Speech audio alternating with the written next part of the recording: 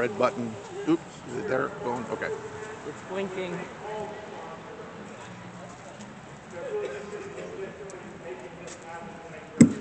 Welcome to the first annual Thaddeus Stevens Wig Rising. Yay!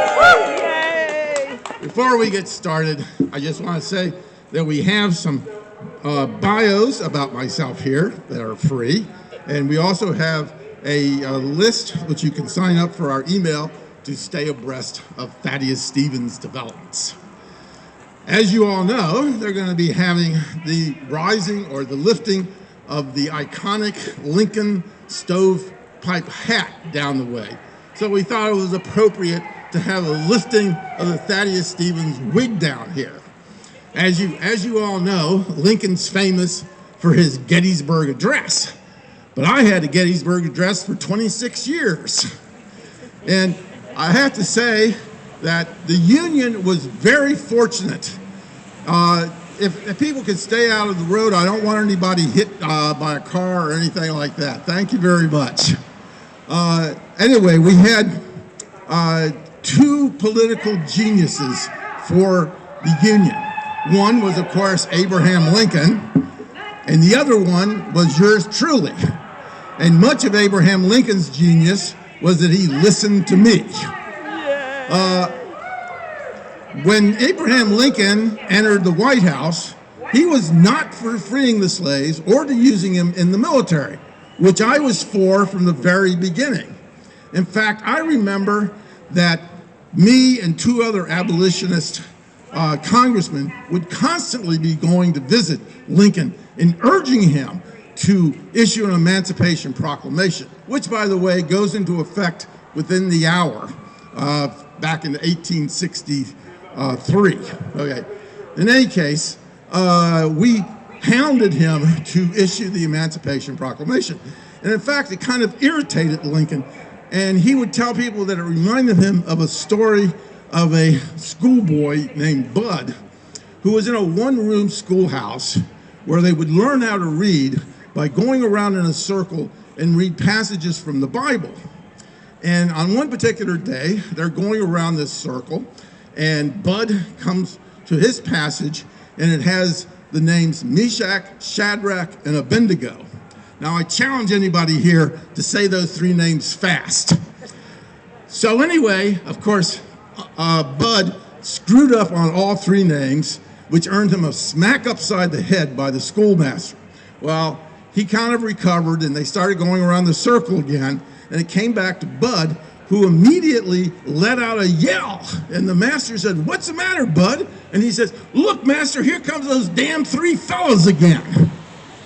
So that was Lincoln's story about us damn three fellas coming to get him to issue the Emancipation Proclamation. Now, even though I continued to push him to do these things, even contemporaries appreciated my intervention. In fact, some of them said that I would go through the fields, clearing the fields of trees and boulders, with Lincoln following behind, sowing the seeds of freedom. Now, we also talked about other things besides emancipation. And I remember one particular time, Abraham Lincoln asked my opinion about Simon Cameron, who was his Secretary of War. And Simon Cameron was a very corrupt Pennsylvania politician. And I said, well, all I can say about Simon Cameron is that he wouldn't steal a red-hot stove. Well, Lincoln thought that was a pretty funny joke, and he went to Simon Cameron and told him, and Simon Cameron didn't think it was a very funny joke. And he came to me and he said he wanted me to retract it. So I went back to Lincoln and I said, remember how I said that Simon Cameron wouldn't steal a red-hot stove? And Lincoln said yes, and I said, well, I was wrong, he would. Later on, Lincoln wised up and found out how corrupt Simon Cameron was, and he replaced him and sent Simon Cameron off to be ambassador to Russia. And when I heard this, I said, well, send word to the Tsar to bring in his things at night. So in any case, some you might be wondering, why are we having a wig rising?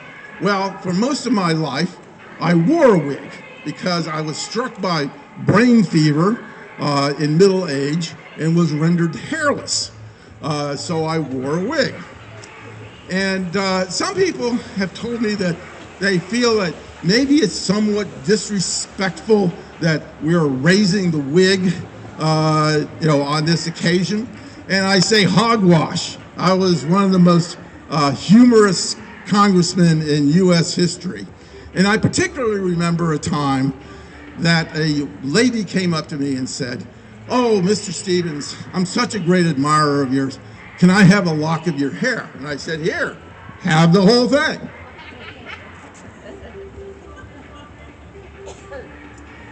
Get that back on. It keeps my head warm. So in any case, that brings us up to our main event. Does anybody have the time, how close we are to 11:57. 11:57? Okay, well, we're getting close. And when we get to the point where it's like 10 seconds, we'll have the countdown. And I will be over here pulling it off with this fishing pole over here. So just if you want to take a minute and maybe grab a bio right here or sign up for our email list, you can do that. So thank you for your attention. Yes. There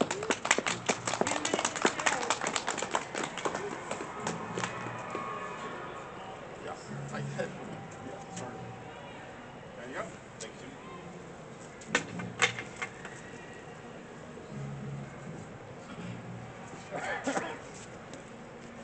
While we're waiting, anybody have any questions? Nope. Okay. We're all anticipating the new year.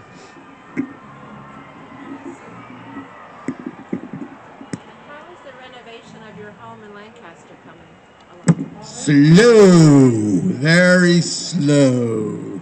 In fact, it still hasn't started. This outside has been done for about 10 years, but we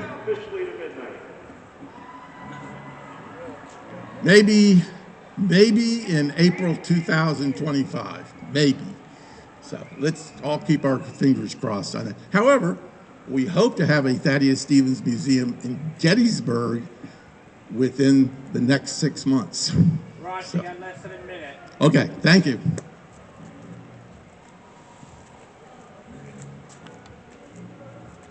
Half a minute. 30, 29, 28, 27.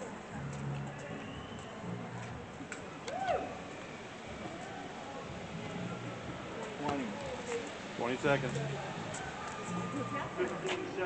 15, 14, 12, 11, 10, 9, 8, 7, 6, 5, 4, 3, 2, 1.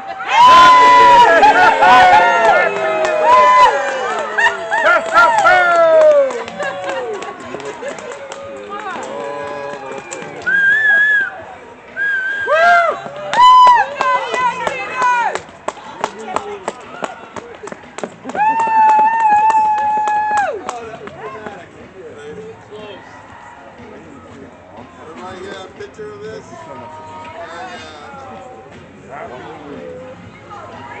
Yeah.